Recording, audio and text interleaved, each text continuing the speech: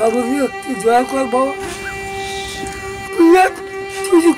সন্তানদের অবহেলায় অসহায় বাবা মার জীবন কাটছে টিনের ঝুপড়ি ঘরে। 4 সন্তান থাকলেও বয়সের ভারে নুয়ে পড়া এই শরীর দেখার নেই কেউ। কিচ্ছু নাই আমার, কিচ্ছু নাই। আল্লাহ যে আমার ছুঁয়েছে এটাই বলতে হয়, আল্লাহ ছোঁয়াটাই বলতে হয়। বৃদ্ধ আব্দুস সাত্তারের বয়স এখন 115 বছর। তার স্ত্রী মাফেলা খাতুনের বয়স 75 বছর। নানা রোগ বাসা বেঁধেছে দুজনের শরীরে। এইরকম অসুস্থ লোকের সবসময় পাশে লোক থাকার দরকার। তো সন্তানদের অবহেলায় অসহায় জীবন যাচ্ছে আব্দুস সাত্তার ও মাফেলা খাতুনের। সন্তানদের অবহেলা কিছুতেই মেনে নিতে পারেননি তিনি। তাই তো কান্না জড়িত কণ্ঠে আল্লাহর কাছে নিজের কামনা করেন তিনি। খাওয়া পায় না, টাকা পয়সা নাই, জায়গা জমি নাই, আল্লাহ আমার ছুঁয়েছে। মুরব্বী ঘুষতে ঘুষতে হাঁটে, পাও সিলেক যায়, অনেক কষ্ট। তাতে মুরব্বী সবসময় আল্লাহর কাছে প্রার্থনা করে, আল্লাহ আমাকে মৃত্যু দাও, আল্লাহ আমাকে মৃত্যু দাও। কান্নাকাটি করে, গ্রামের লোক দয়া করে। জয়পুরহাট সদর উপজেলার হাতিগাড়া গ্রামের বয়োবৃদ্ধ অসহায় আব্দুস সাত্তার ও তার স্ত্রী মাফেলা খাতুন দাম্পত্য জীবনে নানা চড়াই উতরাই পেরিয়ে জন্ম দেওয়া 3 ছেলে